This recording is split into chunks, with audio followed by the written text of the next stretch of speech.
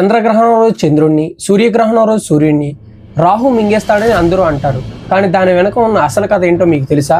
పూర్వం దుర్వర్ష మహర్షి శాపం కారణంగా దేవతలందరూ వాళ్ళ శక్తులను కోల్పోతారు. రాక్షసుల చేతిలో ఓడిపోవడం మొదలవుతుంది.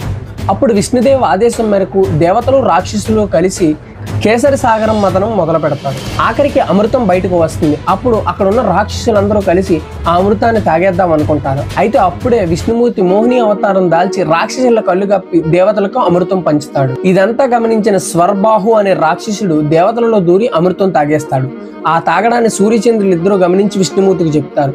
విష్ణుమూర్తి వెంటనే తన తల నరికేస్తాడు. కానీ అమృతం అప్పటికే తన తలను తాకడం వల్ల తన తలకు మరణం ఉండదు. ఆ తెగిపడిన తలని రాహు అని, పడిన శరీరాన్ని కేతు అని పిలుస్తారు.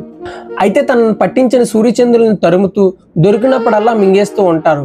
దీనినే గ్రహణం అనేసి మన హిందూ పురాణాల్లో రాసిపెట్టి ఉంది. అయితే రాహువుకి తల తప్ప శరీరం లేకపోవడం వల్ల సూర్యుని గాని చంద్రుని గాని మింగినా సరే వెంటనే గ్రహణం బయటికి విడిపోతూ ఉంటుంది.